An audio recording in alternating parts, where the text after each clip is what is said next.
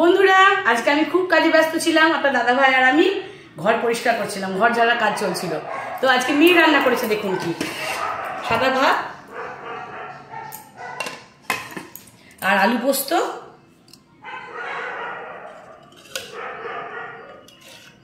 মুসুর ডাল পেঁয়াজ ফোড়ন দিয়ে, আর এটা করেছি উচ্ছে আলু সেদ্ধ মাখা পেঁয়াজ লঙ্কা দিয়ে। আর এখানে করেছি মটর ডালের বড়া চিংড়ি মাছ দিয়ে আর পেঁপে ভাজা।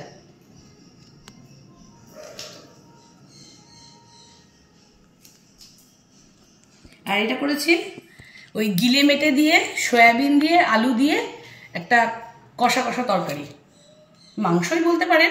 এটা সয়াবিন দেওয়া আছে, আলু দেওয়া আছে, খেতে খুব টেস্ট হয় বন্ধুরা। এটা রাত্রের তরকারি করে রেখেছি রুটি দিয়ে খাওয়ার জন্য। দেখুন তরকারিটা কেমন হয়েছে।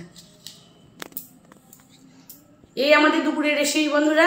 টাটা, আপনারা সবাই ভালো থাকবেন।